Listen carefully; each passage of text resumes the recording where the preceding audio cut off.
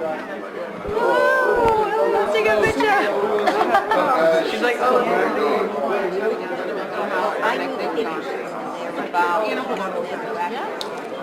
I'm not sure if he's taking photos or filming them.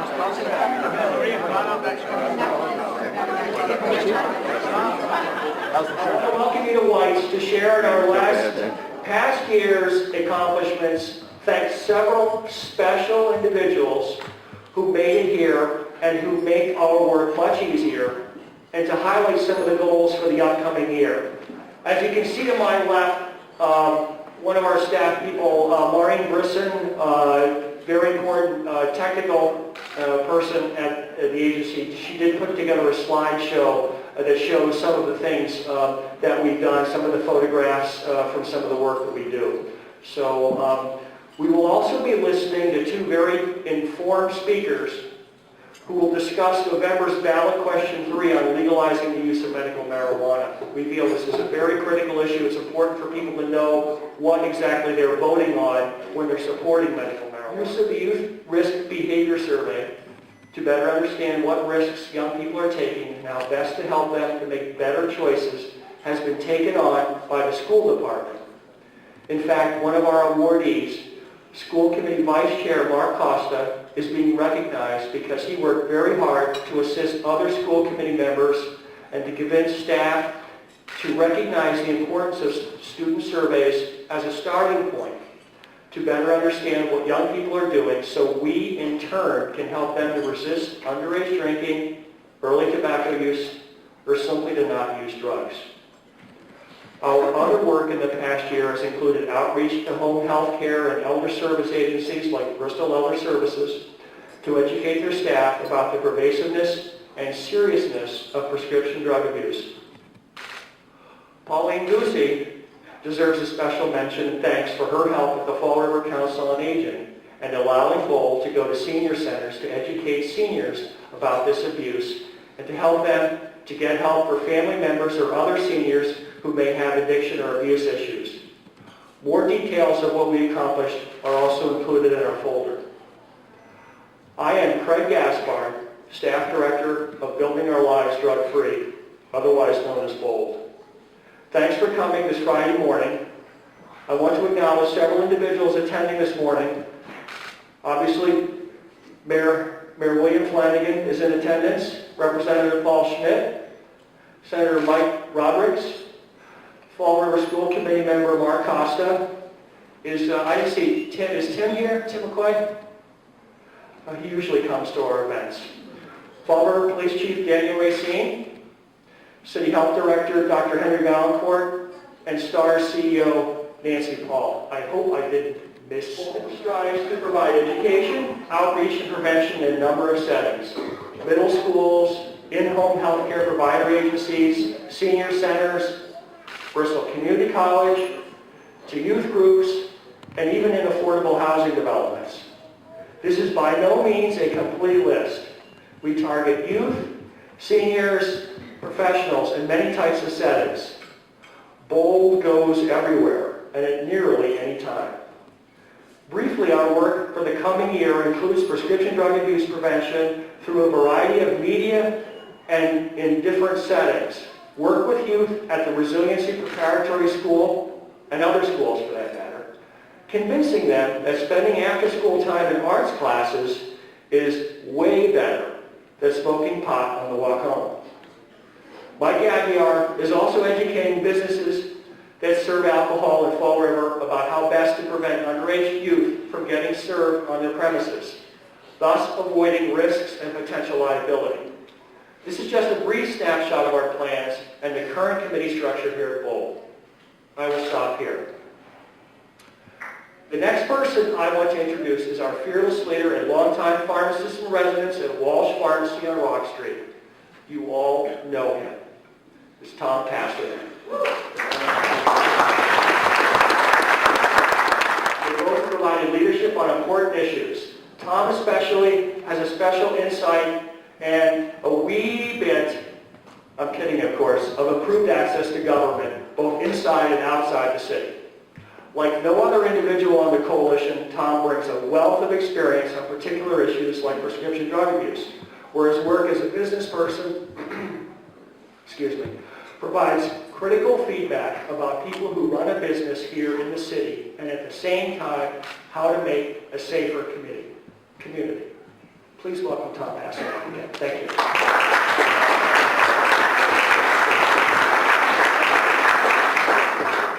Is relevant to everyone here. I mean, no one can do or help combat prescription drug abuse except if we all do it together. And it was just an idea we had through a career day talk at one of the high schools that brought it to light. And Tom Corey and I decided to try to do a prescription drug take-back program. The Drug Enforcement Agency said, they're kind of tough to do. You need the permission of the mayor and the police chief. I said, that's no problem in Fall River. And I said, I'll call you back in 2 minutes. And he said, you can't do that. I said, we can. I called the mayor, I called the chief, and we did it. I mean, it was as simple as that. Because we have local officials and local people who want to protect the citizens. And if you want to protect the children, which I think is probably my goal now, is to protect my grandchildren,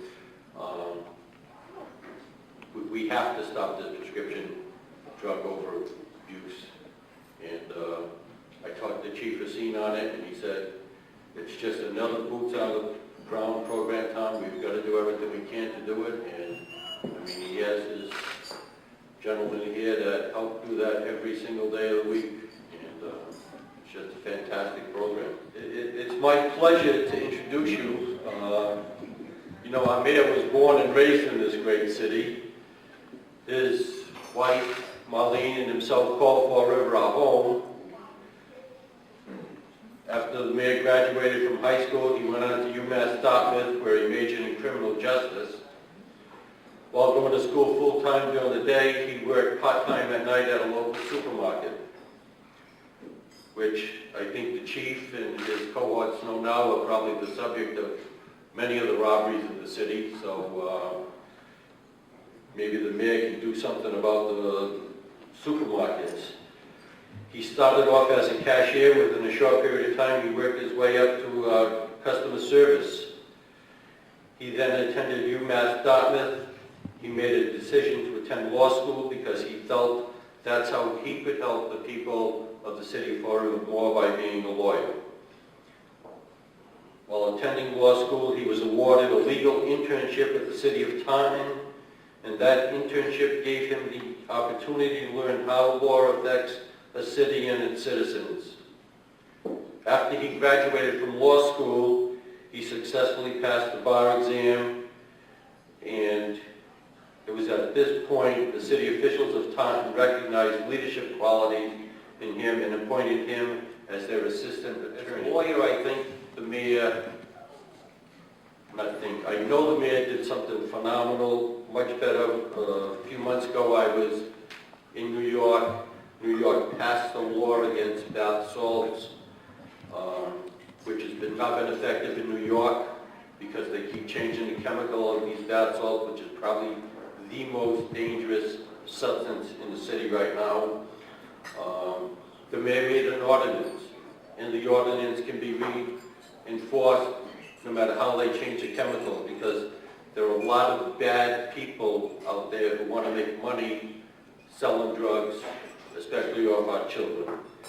And I just can't thank the mayor and the police department enough for all they do to help our children, especially our children. Mr. Mayor.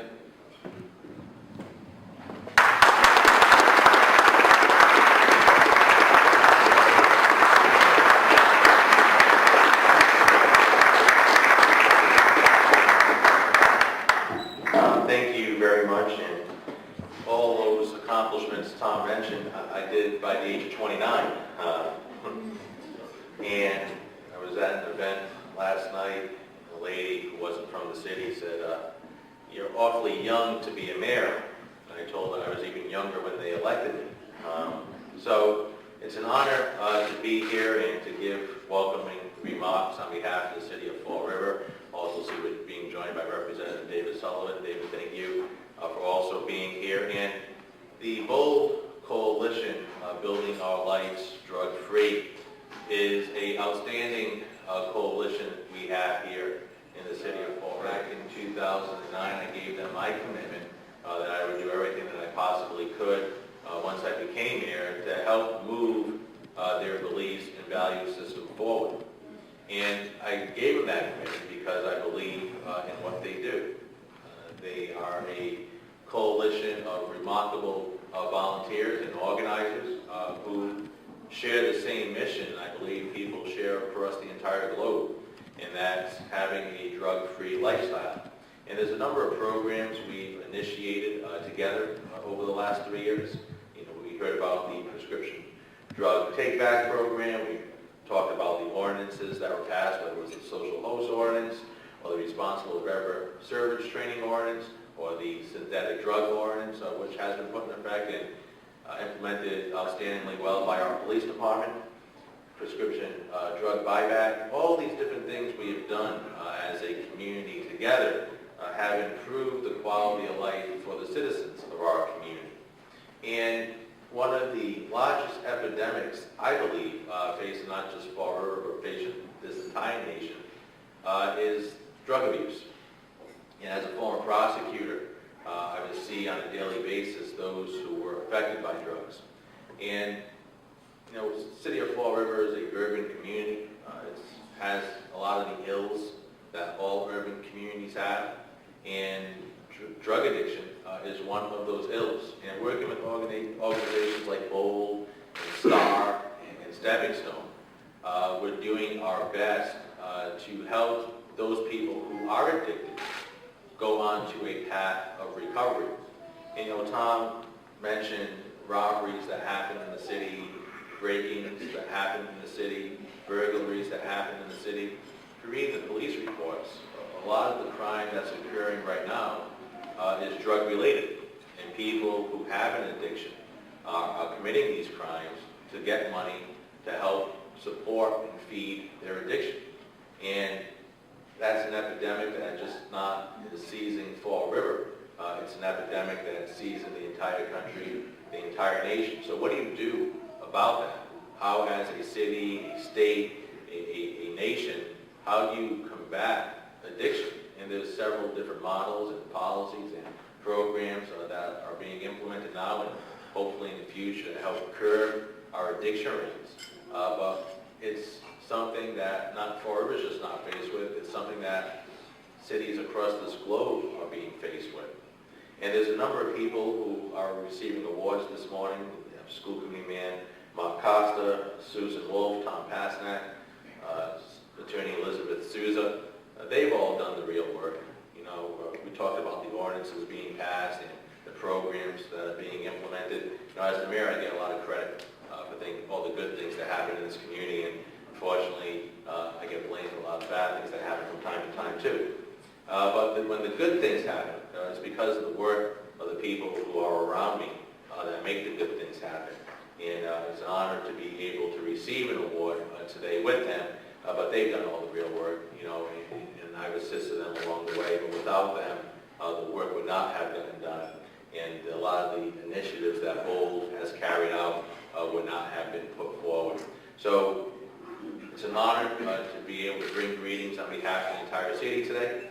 I want to thank the BOLD Coalition for all that they do in the greater Fall River region to help build a drug-free life.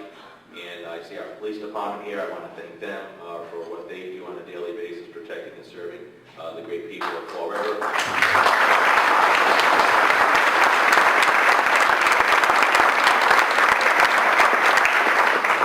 It's an honor to be receiving an award. Thank you. God bless.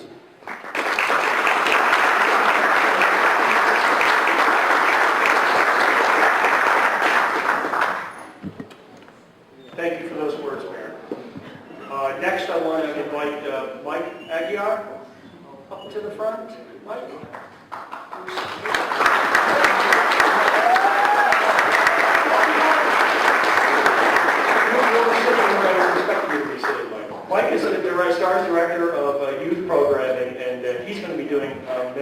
presentations this morning. So thank you.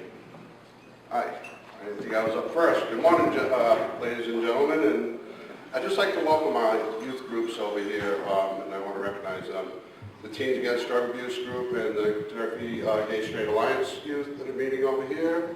And then we have the we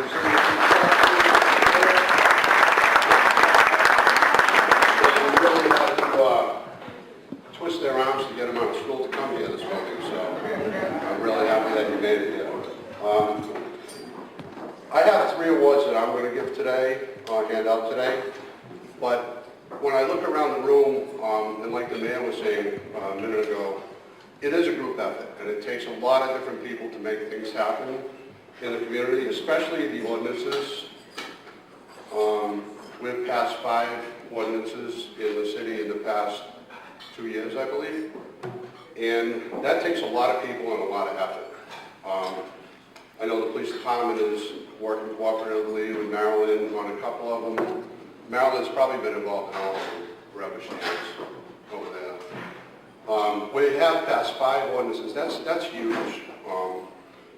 We get people from all over the state asking us how we do it. And the way we do it is through teamwork, because we work so well together as a community. It's amazing. I've been here for almost 20 years now. And the human service community is fantastic to work with. And everyone, the elected officials, what a team we have here. So everyone really deserves an award today in this coalition. So we need to focus our attention. So that the important piece here is for our youth data is we get through a youth risk behavior survey, which is administered in the schools. We had a Safe and Drug-Free Schools grant for years and years, so we had a very consistent method of getting that data every 2 years. Well, we stopped getting that money. The funding was cut through the federal government. So the community came together one year and kind of pieced together some money to get it done. But we really felt that it needed to be something consistent. So we approached our next award recipient, school committee member Mark Costa, and asked if he could work on that and get it to be a part of the school budget. I know when I spoke with him personally at an awards dinner, a youth awards dinner, he didn't even hesitate. Like, he just jumped right on it and said, we'll have it done. And within a month, they took the vote at the school committee, and it just happened. We have now, every 2 years, a consistent method of gathering data to tell us what we're being effective with and what isn't working and where we should direct our funds and our efforts. So, with that, I'd like to, and by the way, Mark has been at every annual meeting since day one. I remember the first poll meeting 8 years ago at Star, and Mark was there. And here he is 8 years later, and he's still here, very consistent. So we appreciate that. And today he gets the Community Connection Award, which recognizes an individual in our community who has made significant contributions towards the youth in our community. His active involvement continuously helps in making our city a healthier place to live through his work and volunteerism. Mark Costa.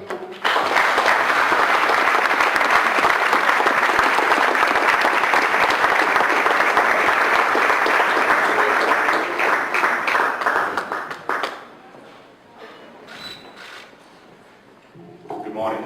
I can tell you that I'm extremely excited about being here this morning.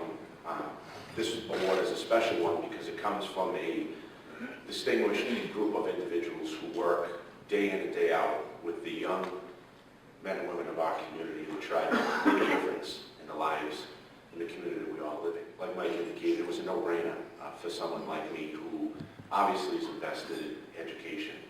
Without this data, without having a true sense of the information or the thought processes of our young students, both at the middle school and high school level, it hinders the work that's being done, both in prevention and education. So I saw that obviously as a no-brainer. I'm glad that the funding's been secured. I want to thank the mayor as well as my colleagues who assisted in that process. This organization is a great organization. It's not just bold by its name, it's bold by its actions. And I'm pleased to be recognized today by, again, such a distinguished group of individuals. And to the extent that I can be helpful in the future, please don't hesitate in thank you all, and have a great day.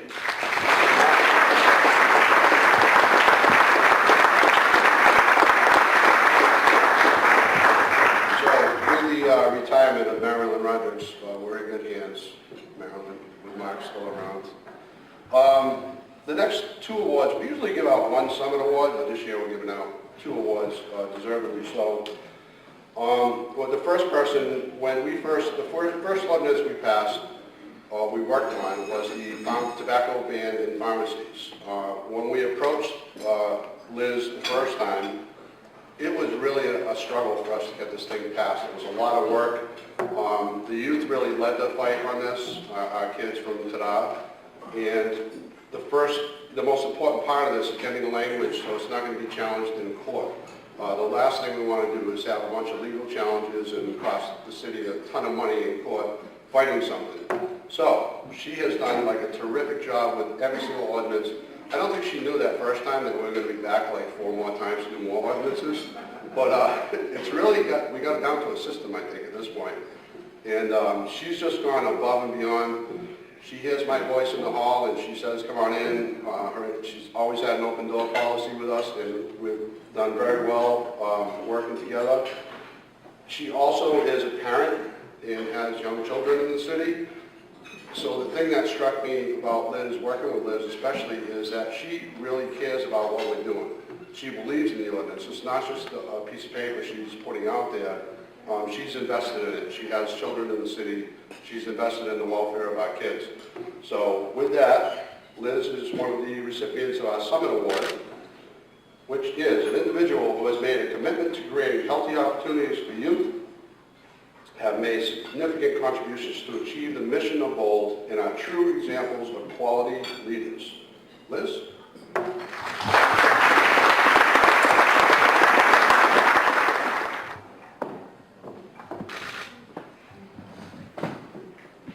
This is truly an honor. It really is. The work BOLD does is, as Mike said, it really is something that I truly believe in. That's certainly one of my priorities, and I know it's a priority of the mayor as well. So I thank you. I thank BOLD. And again, if there's ever anything that I can do, I'm certainly there. Thank you.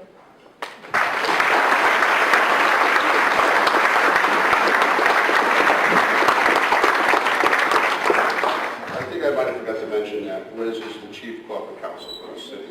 Forgot to mention that. And my last job here today is one other Summit Award.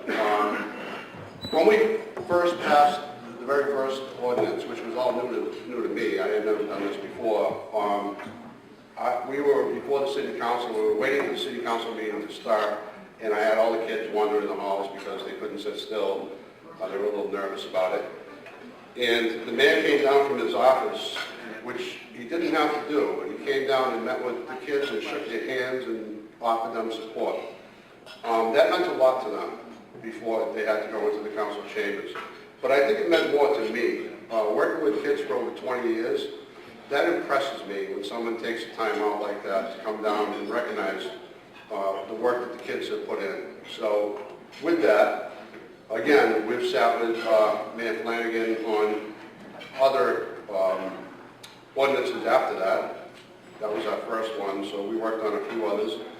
And with that, he gets the Summit Award, the other Summit Award, which you can all read again. Individual who has made a commitment to creating healthy opportunities for youth, have made significant contributions to achieve the mission of BOLD, and are true examples of quality leaders. Mayor Flanagan.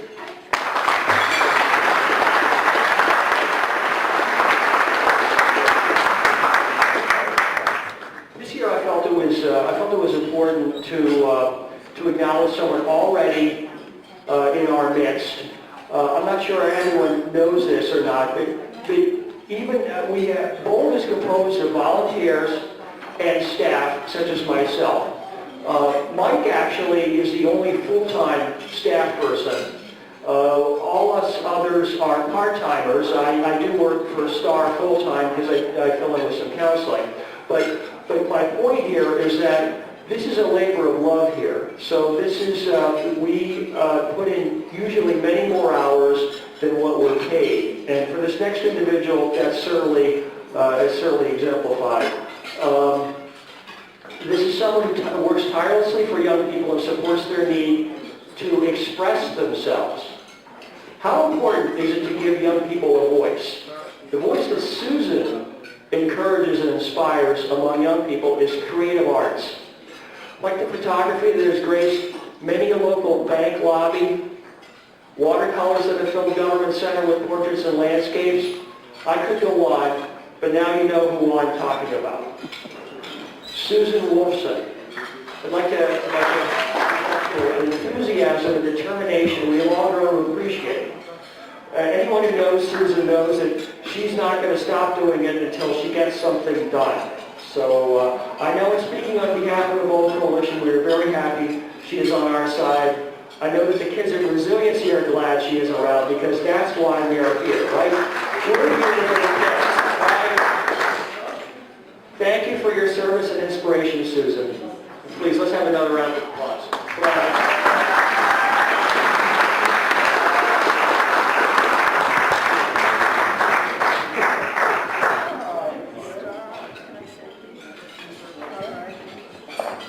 To all the people here, it's been a real privilege to work with such a fine group of people.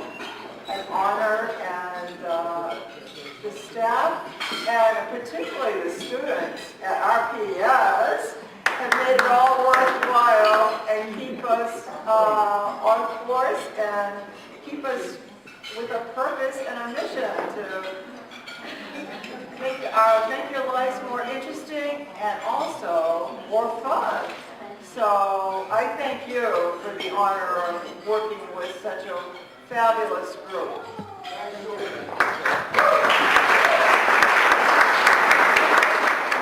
And last but not least, we're giving the Bold Award. The Bold Award, for people who don't know, is Bold's highest honor given to an individual or group who is willing to take the initiative of promoting the mission and vision of Bold with sincere interest, commitment, and confidence through their work. This award, as you just heard, is not given lightly just to anybody, as none of these awards are. For this past year, in looking at one person who brings a passion and dedication to the work that we do, I was reminded over and over again just how supportive he was to our mission. A brief overview is in order. Tom has given time, much time, and significant financial support for the recently completed DEA-sponsored Drug Get Back Day, which was held just 4 Saturdays ago. And the take, I am told by the detective, who's the DEA officer, was 5 boxes of prescription medication that were safely disposed. Over 200 pounds of prescription medications gotten off the street or out of medicine chests. I think that in itself deserves a hand. 5 boxes of police department, which again I want to thank. They don't get enough appreciation, and they should deserve our respect and appreciation all the time for all the work that they do. So 5 boxes of prescription medication. Also, helping Bold by appearing in the prescription drug abuse videos targeting elders and community residents that Paul Martin, sitting right here in the front, who's filming this on behalf of the Bold Coalition. Tom has contributed a lot to these videos. These videos will be available to be shown in a lot of different settings. We're developing PSAs as well to talk a lot about prescription drug abuse in our community. For those of you who don't know this, prescription drug abuse was declared an epidemic by the President last year, and they have marshaled a lot of resources, and we're stepping up to the plate locally with the help of the city and the police department to really work hard at reducing prescription drug abuse in our city. He has also testified on behalf of several of the ordinances restricting tobacco sales to keep addictive tobacco products out of the hands of minors. He did this here and in Middleborough, I believe. This is not a complete list. How could it be? I could go on, but I will stop here, as I want to give the two speakers I've invited today ample time to share their insights. This year's Gold Award is given with much gratitude and appreciation to Tom Pasternak, pharmacist and owner of Walsh Pharmacy. Please come on up, Tom.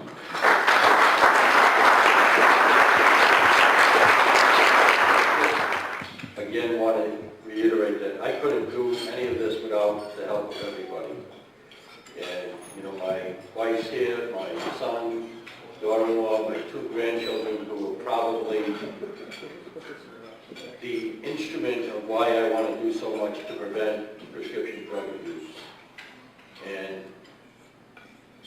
someone here said that, I think Mark Costa said we were bold in what we do.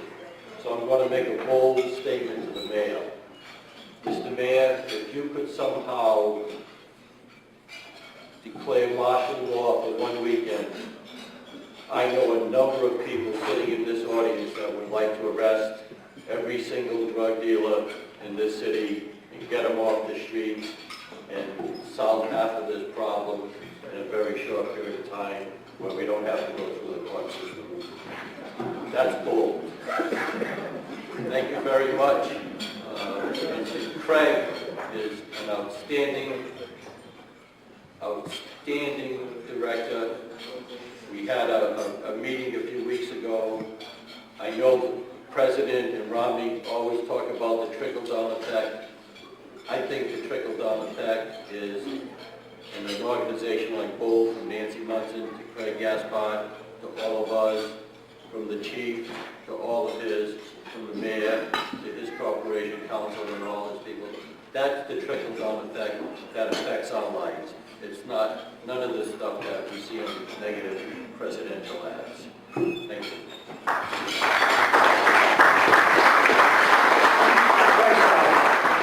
We are very lucky to have with us today two very special guest speakers. The first speaker I have invited today is Heidi Heilman. Like me, Heidi directs a Drug-Free Communities Coalition in Wayland, Massachusetts. That's part of the school district, correct? Also, like me, she got into this prevention work beginning as a substance abuse clinician. I still do some of it. But that was her introduction, and then that was sort of her initial education to it. She herself has taken on the monumental task, with several others, including Bertha Madras, who will be following Heidi, of educating other cities and towns around the Commonwealth on ballot question 3, legalizing a system of dispensing medical marijuana. She does this through her work with the newly created Massachusetts Prevention Alliance, which she herself founded. So this person has boundless energy for service, and I'm sure she's going to communicate to her interest in the ballot question 3 and why we need to think about whether this is a good idea or not. She was nice enough to immediately say yes when I asked her in August if she had any plans for any speaking engagements in late October in Southeast Massachusetts. I'm teasing, of course. In all seriousness, however, passage of this law and similar laws can have a very detrimental effect, especially on our young people.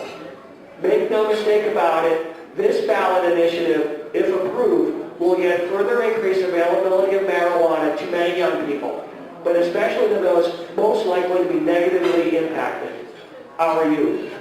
If you will please give a warm welcome with me to Heidi Heilman. Thank you.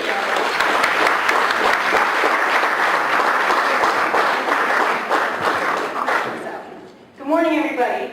Thank you for coming out this morning. I'm so impressed. It's great to know that there's a large community here in the southeast part of Massachusetts that's committed to this issue around youth and substance abuse prevention. Full disclosure, I am not a public speaker, and I've never been very comfortable with it. And the other piece of that is that I've never ever in my life been associated with any sort of campaign, political or otherwise. So prevention campaigns, yes, but this is kind of a huge learning curve for me. I want to tell you I have very limited time, and I know that this election coming up on November 6th is a big one. We're going to be choosing who's going to lead our country, but yet we have this little kind of seemingly benign ballot question that we also have to consider. And I'm here to appeal to you all to think about what this would really mean and how it would impact all of Massachusetts if it does pass. When this started, we started back in November learning about some of the bills at the State House that were put in place to legalize marijuana in some capacity. There was a bill last November that was actually to regulate and tax marijuana. And then there were 3 other lesser bills that were to legalize marijuana as medicine. And when that happened, I thought, you know what, I can't be on the sidelines anymore because I'm watching too many of our young people have their life and potential stripped away through this seemingly benign drug called marijuana. And I'm going to fight this one. So that's when we started working on this, and here we are today with an actual ballot question. And I want to let you know that when I first started, it seemed like this was going to just go right through because when I started, it was almost 70% support for this law. And it wasn't, in my mind, it wasn't the law that people supported, it's the concept. It's the concept of helping our loved, ill, suffering ones have access to whatever they need to feel better. And if that means marijuana, then by all means, if that's going to make them feel better, please let's do that. I can understand that, and I actually am in that camp. You know, I'm not going to fight somebody at that level using marijuana just to get through their day or to feel better. But this ballot question is not necessarily the way to get that done. So I'm here to just tell you a little bit about it, give you some details about it. It's going to be your decision. But at this point, starting with 70% support when we first started, we're now down, the polls are showing, to 54% support. And what I've learned, again, I've learned an enormous amount in the last year. I've learned that it's the details in this ballot measure that is going to keep it from passing. And as voters learn the details, they say, wait a minute, I'm not supportive of that. I don't support that. And I want to share some of those details with you today, and I hope you'll take them with you and talk to every one of your neighbors, your friends, your colleagues, and exchange this information, because the only way we win this, if you are truly in the camp to defeat this, is one vote at a time. That's the only way we can do it. We are up against $1 million. So let me just open 35 marijuana dispensaries if this passes in the first year. More could be allowed in future years, but in the first year it will be 35. So I want people to know what these look like. They were called compassionate care centers in California when they first passed in 1996. Now they call them pot clubs in California. There are over 900 in Los Angeles alone. What kind of products do you generally sell here? Well, we have a little bit of everything. We have edibles, we have cannabis products, smoking products. Well, you guys have got a lot of pot right here. How many different strands do you have? Our selection ranges from between 25 and 35. Everybody likes chocolate, so that's what we kind of center. That's what's coming. Those are the people that will be opening businesses here if we pass this here in Massachusetts. In November, when we realized that we need some sort of organization that represents our field and our voice. When decriminalization passed in 2008, we were not at the table in that debate. The law enforcement was. They did a great job. The DAs, the chiefs associations, there was a lot of law enforcement against that policy. But our voice was a vacuum, and I knew it. And when it passed, I said, you know what? I'm watching this movement across the country, and if I don't get involved and we don't get involved, we're going to have pot stores in Massachusetts in a very short time. So that's what we decided to do, was to get together as people in prevention, recovery, medicine, anybody who's a stakeholder in invested in youth can be represented by the Massachusetts Prevention Alliance. And this is our vision, that we have a day when health and well-being of all Massachusetts youth are central in our policies. Our mission is to provide educational resources and educate for sound public health safety policies to protect the interest of our youth. We have two priorities. The first is to put together an organization that has long-term sustainability so we can have a voice on policy issues like this marijuana policy here in Massachusetts. And our second is to address the current threat of marijuana legalization in Massachusetts. We are looking at the ballot question of medicinal marijuana today. My sense is that in a few years we'll be looking at a ballot question for full legalization if we don't fight back and push back hard. So let's talk about the bill. What's in the bill? So I said there's 35 pot shops, but the way the bill is written, more could be added to that in future years. And we'll get to that. Anyone age 21 years or older without a drug felony conviction can own and operate a pot store. In other states, pot stores recruit high school graduates and college kids to work in them.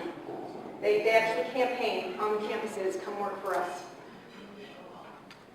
People with medical marijuana cards can have up to a 60-day supply on their person, but that 60-day supply is not defined.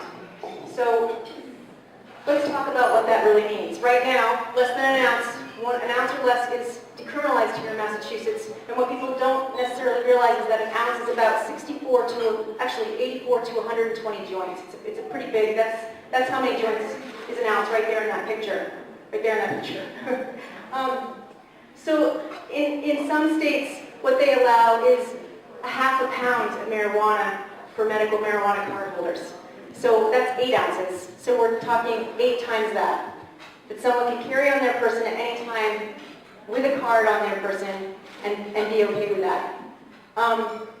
Now, we could be really modest here and think, okay, if you're talking about medicine, because it's undefined, this is going to have to come out. If this passes, someone's going to have to determine this at the public health department. But if you say normally medication is, you take it 3 times a day and you consider 1 joint a dose, well, that's 3 doses a day, so 3 joints a day times 60. So we are still, and even in a modest amount, we're looking at hundreds of joints, but we could be looking at thousands of joints. And we'll get back to the 60-day supply in just a few minutes. So people could legally grow marijuana in their homes. Anyone 21 years older could grow it, even with a drug felony conviction. Anyone 20 years or older with no special training can serve as a caregiver. Now that's another piece of this law, is it would allow caregivers for those people who are ill, who are not able to grow or go to a pot store by themselves, so they can get caregivers. I'm going to tell you a little bit about what a caregiver means and what that, from what we've learned from other states. And here's what it looked like in California. This is one of the reasons why Los Angeles City Council, about 3 months ago, the end of July, unanimously decided to ban all their 900 plus pot stores. They banned them all. It's because of the uprising of the public who find them to be public nuisance, the increased addiction, the increased crime, and the increased violence. And here's how it works. So in this neighborhood, somebody came in who purchased a home and gutted that home because he had a medical marijuana card and was a caregiver. He had many patients. I don't know how many patients, 20 patients, I don't know how many you need to have he turned the home into a greenhouse. And this is not a unique case. This is what it looks like. There's a greenhouse now in this neighborhood and he grows pot. Somebody called the cops and said there's a family of skunks living in this neighborhood because of the smell. This is not unique to this case. This is what happens. It's a very strong, skunky smell. So they came in and said, oh, he's growing marijuana and he's got a marijuana card and it's legal. So as this marijuana grew, people started to come into that house all around, all day, all night, to get their medical marijuana from this guy who was growing it in their neighborhood. He had to guard the house with guns, his own guns, because people would come in. Now it's a magnet for theft. Because not only is the product very valuable, it's a cash business. Banks won't touch these people because it's illegal. It's federally illegal, drugs still. So I don't know if you saw 60 Minutes, but that's one of the pieces that they cover, is that it's federally illegal, so banks won't touch them. They won't let them open bank accounts, can't get loans, they can't get credit. So it's cash business. So these homes become magnets for theft because they're in discrete areas, and there's a lot of cash there, and there's a lot of very valuable product there. So that's why states like California and Colorado are trying to reverse course and repeal what's happened on their medical marijuana. And Colorado right now, as you know, is now looking at full legalization. Well, that's because the public say we have 127,000 card holders in Colorado. 1 in 40 adults has a medical marijuana card in Colorado. We need to legalize this and tax it so we get income from that. Because that's the other piece about our law, just like it was in Colorado and California when it began, is this is a non-profit industry. So no matter how much people make with their marijuana, these store owners, they don't have to pay property tax or sales tax. And we'll talk about that a little bit more too. That'll come up. In this law, in ballot question 3, there's no expiration date or limit on refills, so there's no prescription expiration date. There's no minimum age requirement. There's no adult consent requirement. There's no maximum dose limit. And what this essentially means is that any 16-year-old, if he has the right doctor, can get a recommendation for a medical marijuana card because of, and we'll talk about that, but let's say he gets a medical marijuana card. He has a lifetime prescription, lifetime membership to a pot store. He never has to visit that doctor again. He doesn't have to tell his mom. And he can just go wherever he wants in the state of Massachusetts and probably in other states that have pot stores and use that the rest of his life. That's how this law is written. Anyone with a self-diagnosed pain can obtain marijuana, so here's the kicker about this. It does list specific conditions: cancer, HIV, AIDS, glaucoma, I can't remember the rest of them. There's a few in the actual law that are listed. But then there's this other piece of language, and this is a loophole that's in the same law as Colorado and California, and it's called other conditions.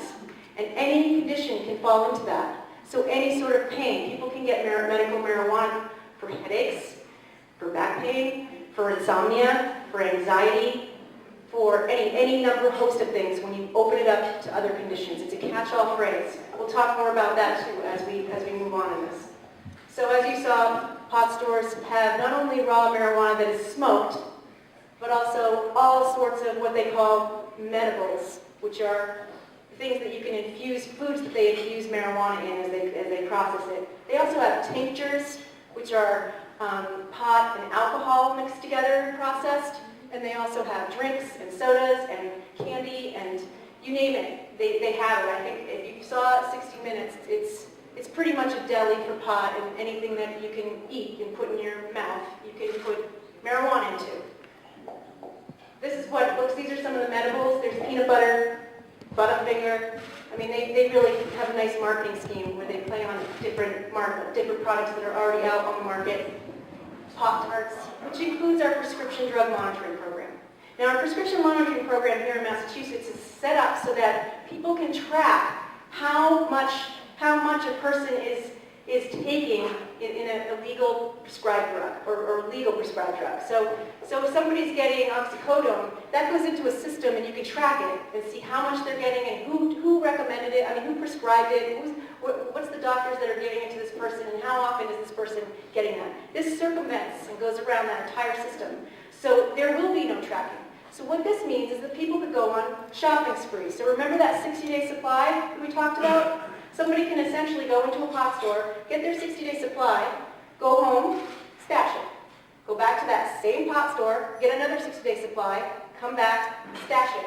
Go to a different pot store that same day, get another 60-day supply, come home, stash it. So this whole system sort of, in some ways, practically begs people to start to sell it on the street for illicit personal profit. You want to pay your bills? This is a good way to do it. Just get a medical marijuana card and you've got this stash that you can sell on the street, get a little on the side and, do whatever you want to do with that money.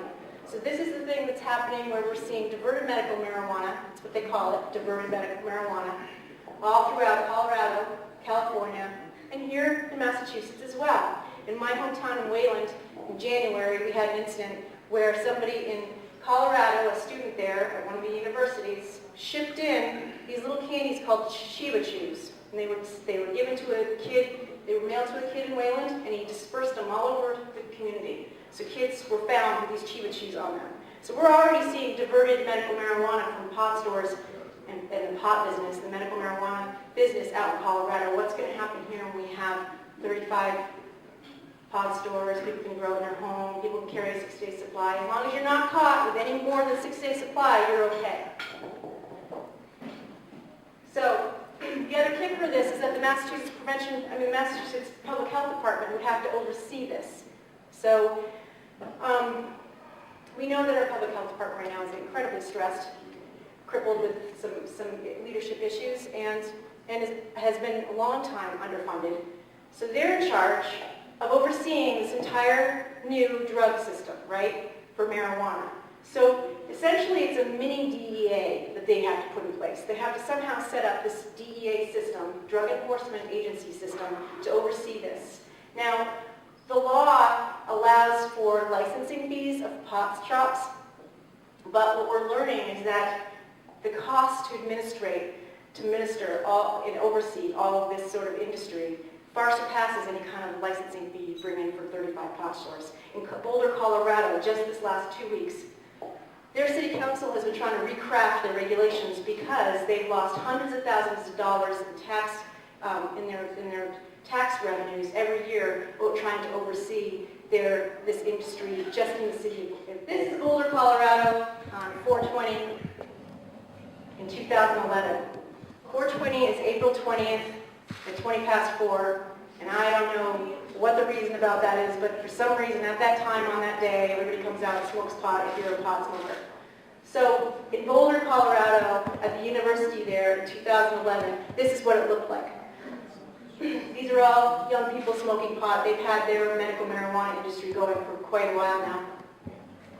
It was such a nuisance, and there were so many things that happened that day and then through that week that this year, the university got really smart. And a couple days before 4/20 in 2012, they put down fish-based compost all over the campus, which had this really potent, nasty smell to it. And everybody went to Denver. So at least they avoided the nuisance and the hazards and safety issues that this year on their campus. But that's what it looks like. These are our rates here in Massachusetts. Just so we all know, our rates are 30% higher than the national average. We're looking at the second bars, where the current marijuana use is at 27% in Massachusetts, which is the dark purple, and the gray is the national average, which is 21%. And we've watched consistently a rise in marijuana use as, in this state, we start to accept it as a less harmful drug and it becomes more accessible. And we can imagine what's going to happen in the coming years if we pass this law in November. So you all know medical marijuana laws in all 17 states that have passed these laws have been written by the Marijuana Policy Project in D.C.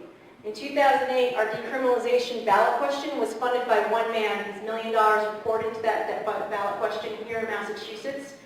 They bought all of the signatures that were required, and it bought all the media required. And his name is George Soros. He does not live in Massachusetts. Peter Lewis, his buddy, is the man who poured his $1 million to get our ballot question on this year. So that came in last fall. They used that money to get all the signatures to put it on our ballot question, to put our ballot in November. And they're using the money now. You'll probably all see some slick advertising coming out very soon if you haven't already through radio and through television ads. Mr. Lewis has spent millions of his own personal money on legalization efforts since the 1970s, and that's where our country stands today, with billionaires pouring money into making this happen in our country to repeal prohibition. It's a big, big business, medical marijuana. These are some billboards that you can see in Colorado. They're very creative. These are some of the earlier ones. They're profitable. They make about $20,000 a day. Here's one case study in Alameda County. There was a compassionate care center. The first year it opened, they made $74,000. The second year, it was $1.2 million. And the third year was, what was it? It was $21 million. And the first 6 months in the fourth year, they made a whopping $26.3 million. Take that and multiply it by 900, and that's how much is coming into the city of Los Angeles. I mean, that's the kind of money we're talking about. How do they make that much money on our patients, on our sick and suffering?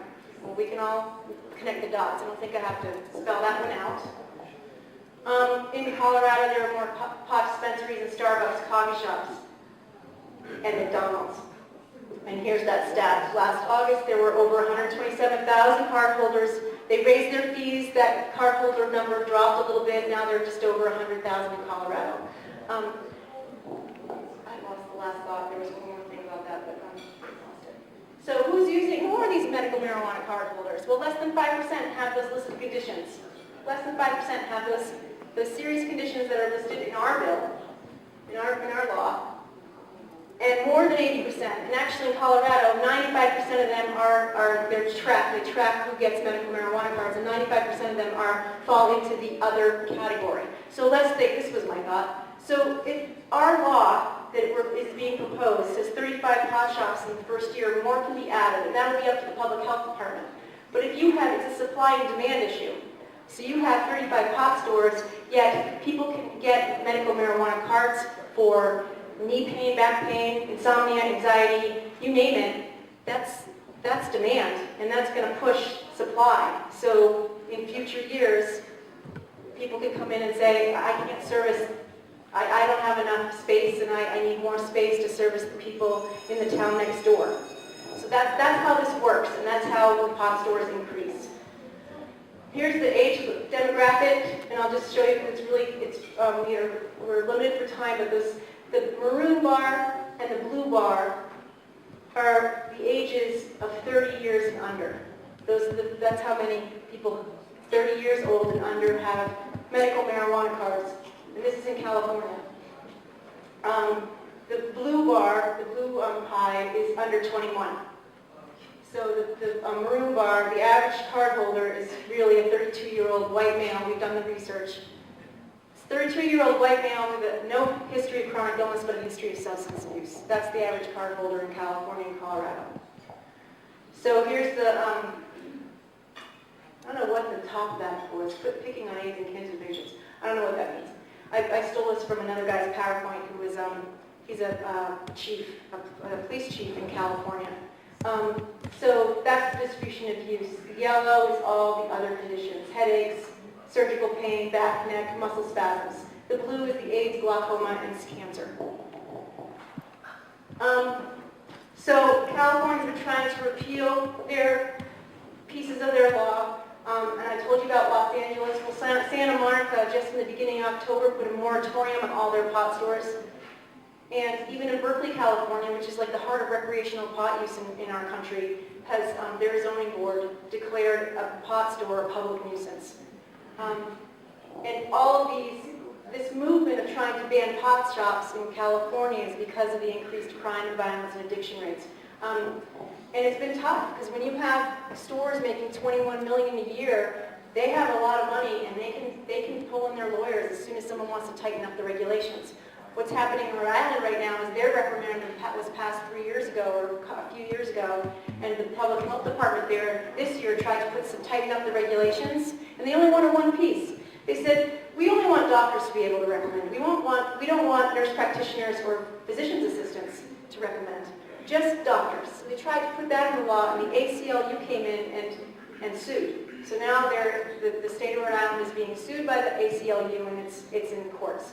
So that's what happens with these pieces. So people say, well, let's just pass this law on ballot question 3, because we truly do want to help our sick loved ones, and then we'll fix it.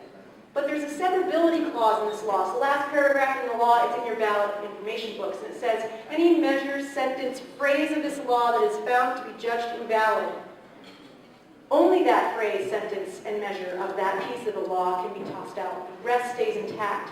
And so that's what happens in these states where they're trying to repeal it, and they can't. There's just too much money that they're up against. So Los Angeles did put a ban on all their pot shops, but when they pushed back and the lawsuits came in, it got too expensive for the city, and now they fully repealed their ban. So pot stores are up and running, over 900 of them in Los Angeles still today. So these are the numbers in Oregon. In their first year, they had over 21,000 patients. They had 10,000 caregivers. They had, at the end of the first year, they had another 2,000 applications.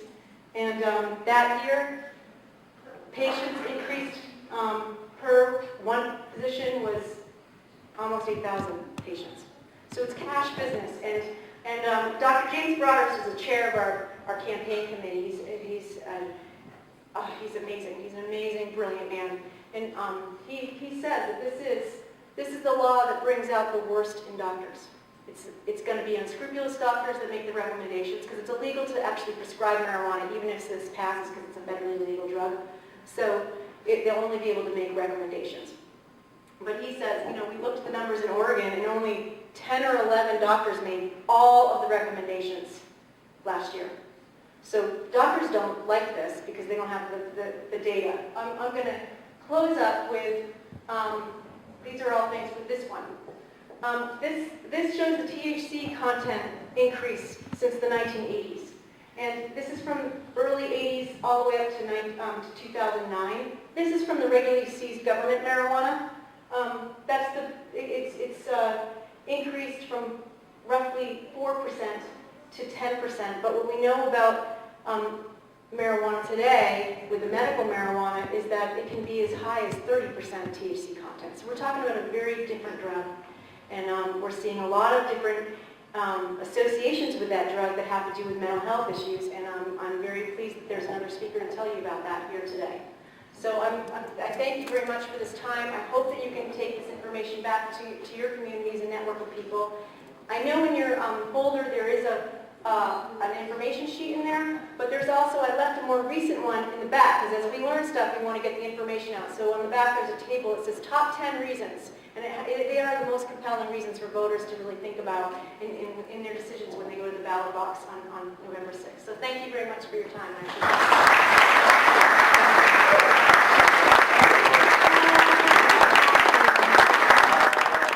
So this will take a few minutes, and she'll have about a 20-minute presentation on the impact, the actual impact of marijuana on the body. For those of you who've stayed, thank you very much. For those of you who've left, I hope at some point you'll get some of the information that I'm going to present today. Drug use is something that has been in our history for millennia. We forage for food as young people. We walk through our planet looking for food, and sometimes we found drugs that gave us effects that we were not familiar with, but some of them were stimulants, some were relaxants, and as a result, we started to use them, not for food, but for other reasons. And then along came the miracles of modern chemistry. With chemistry, we were able to isolate the products and deliver them to our brain at very high concentrations with all the problems associated with them. The history of cannabis is thousands of years old. Marijuana, cannabis, depends on which part of the world you're coming from. But a few years ago, a cannabinoid chemist was called in his lab, and he was told that they found a skeleton of a 14-year-old girl. Am I the wafer, folks? No.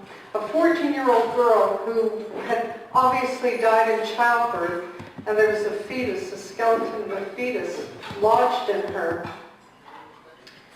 And they said they found ashes near her nose. And could someone come and pick up those ashes and see whether or not they were the ashes of a marijuana plant? And so they rushed down to the gravesite, they picked up the ashes, and sure enough, it was a product of marijuana. It was a product that you get from burning marijuana. And it is believed that these ashes, the marijuana was not used to relieve pain in her case, but it was used to stimulate the uterus, because marijuana has very profound effects on the uterus and testes. Over the years, we've had a lot of efforts made to regulate or to try to understand this product. Want to smoke cleaner than tobacco smoke? No, it's impure. It contains about 80 cannabinoids. Its ammonia in the marijuana is about 20 times higher than it is in tobacco. The reason that we don't see many reports of lung cancer with marijuana is that most people don't smoke 20 to 30 cigarettes a day. Because one smoke, one cigarette, two is enough to keep them high for a long enough time that they don't need. So when you see studies that compare lung cancer in cigarette smokers and marijuana smokers, the first question you have to ask is, how much were they smoking on a daily basis? We're here to honor people who've done public service, but we're also here to listen to a very compelling question that's coming up in November 6th in the election, and that is the ballot question number 3, and how should people think about it? And I'd like to address a few questions with you today. Is this an important issue? Why do we have to vote on a medicine? Is there precedent? How many times in American history have people voted on a medicine? Does anyone know? One other time, through a ballot initiative, Laetrile. It was a phony cancer therapy isolated from the pits of Africa. Does question 3 make sense scientifically? Is it a scientifically valid? Are the claims for marijuana valid? Does smoke marijuana fulfill our safety net of the Food and Drug Administration? Does it fulfill it? Who uses medical marijuana and who prescribes it? Every single FDA criteria is not fulfilled. It's not a pure compound, and the chemistry, manufacturing, and control are not controlled. There's no quality control. The toxicology in animals, some are available, others are incomplete. Human studies, there are some, they're not systematic. We don't have any testing of whether or not the marijuana is contaminated with bugs. We don't have any clinical safety on dose response. You can go in and get 30% THC, 10%, 5%, doesn't matter. This is hashish, this is this. There's absolutely no scientific basis for buying this kind of marijuana. Do we know what the side effect profile is as a basis of dose? If you get 30%, how long does it take for you to get addicted? The contents vary, you get different amounts of smoke, different amounts. We can go in and out. It also corrodes the practice of medicine. That's another piece of this puzzle that we're not aware of. It corrodes the practice of medicine because you don't have to have a full examination. 90% of the medical conditions that are involved in this recommendation of marijuana have no basis in the literature whatsoever, because I have scoured all the scientific literature looking for the evidence. It just does not exist. And the FDA does not. The vast majority of people who initiate illegal drug use initiate with marijuana. Marijuana affects performance and behavior. It can incur addiction. It has very significant effects on your ability to use your brain. It has long-term association and now probably causality with regard to psychotic disorders. It can affect your body and above all adolescence.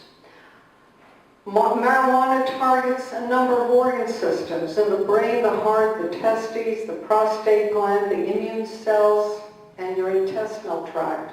I'm not going to go into each one, but just quickly just say there's acute psychoactive effects of marijuana.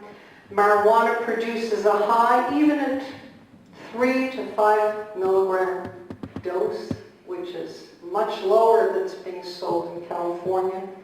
It also produces what's called a dissociative state, a psychiatric term that means you're not really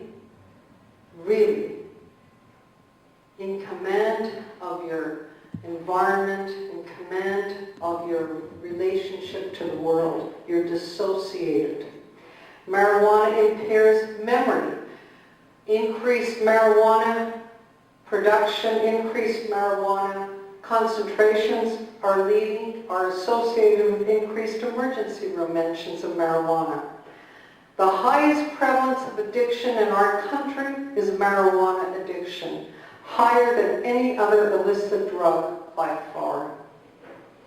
And the addiction can progress as rapidly as nicotine, and if it's a severe addiction, it's manifest by withdrawal behaviors that are not that different from cocaine. Heavy marijuana users have a lot of negative effects associated with it. The objective data is that they have lower incomes than their siblings, lower educational achievement, and they self-report that it had negative effects on their brain, on their memory, on their career, on their social life, on their physical health, mental health, and their satisfaction with life over the long term. It can also have very significant effects on brain imaging. It can have significant increased prevalence of schizophrenia and psychotic-like symptoms eventually. And there are many other things associated, including bronchitis, compromised lung function, strokes, heart attacks, 4.8 times higher and more susceptible. It can have effects on pregnancy and the developing fetus, on hormones, higher rates of hospitalization, and on car accidents, and fertility, and other associations with marijuana use. This study came out this year and people were riveted with shock. They were riveted because everyone says that marijuana does not kill, and it does not. The reason it does not is that there's no receptor, there's no marijuana targets in the brainstem that controls breathing and heart rate. In contrast, opioids have a target in that part of your brain, right at the base of the brain, that can stop breathing and stop your heart. So people said marijuana is benign. But this study done in California showed that the death rate of people who are in marijuana treatment for marijuana use disorder, that's their primary drug, is 4 times higher than the general population. And the authors were baffled. It's slightly higher than alcohol. They couldn't understand it. They said this needs some much greater scrutiny because they didn't anticipate it. The highest death rates were associated with opioids, and that's not surprising. What about the developing adolescent brain? The brain develops, all the nerve cells, the 100 billion of them hook up very gradually. The brain develops very rapidly during adolescence. And this hookup means that you get more brain tissue. You also get pruning. The brain starts to remove some of the nerve endings that are not necessary. And what we find is that adolescence is a very critical period. Very critical period for psychiatric problems. It is the period in which substance use disorders are very prominent. That's the most vulnerable period. It's the period in which anxiety disorders emerge. It's a period in which mood disorders emerge, and schizophrenia emerges. And most people think it's because that period of development is so fragile during adolescence. And we find all the changes that you see in adults with marijuana, we find them in adolescence, but even more so. There is higher risks when marijuana is introduced at an early age, much higher risks. The most important risk is changes in cognition, ability to use your brain, to think, to reason, to memorize, changes in your risk for developing psychosis. And a study which was just reported last month showed that if you initiate marijuana use early, your IQ will be 8 points lower, even when you're at the age of 38 and have stopped using for years. First of all, the addiction of people to marijuana is almost double in states that have approved it. Secondly, the use of marijuana is almost double in states that have approved it. And adolescents that are on treatment for marijuana, who got marijuana through medical marijuana sources, have much larger problems. They started to use more early. They started to use more regularly. They use more in terms of number of days. They have more symptoms of addiction. They have more addiction to other drugs. And their perception of risk is low. So as Heidi summarized, question 3 will enable law permitting marijuana for any conditions without FDA oversight, no protection for the public, no protection for children, no liability in terms of long-term consequences. If you become addicted, too bad. If your child starts to use marijuana and begins to have lower and lower grades in schools, too bad. These are not subject to product liability because they're not regulated by the FDA, by the Food and Drug Administration. Is not a war on drugs. Saying no to question 3 is not an affirmation of a war on drugs. It's a defense of our brains. It is within our brain the capacity to make music, to write and read books, compose poetry, make beautiful art, administer laws, philosophy, justice, create drugs that really affect people, understand DNA and calculus, and create computers and medicines and theater and rockets, and love one another and discuss issues, conjure up the universe and black holes. This is an important issue to all of us, and that's why we should vote on this issue with our conscience. And remember, we are being forced to vote on an issue that we never imagined we should be engaged in. And I ask you the same questions I did at the beginning.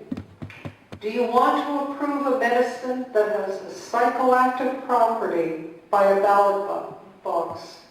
Do you want to reverse 50 years of progress in stopping smoking? Do you think that smoking is an intelligent way of delivering medicine?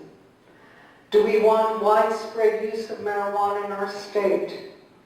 And do we want to compromise and reduce the power of the one federal agency that protects our entire population from misrepresented, misallocated, misinformed drugs and foods and cosmetics and devices?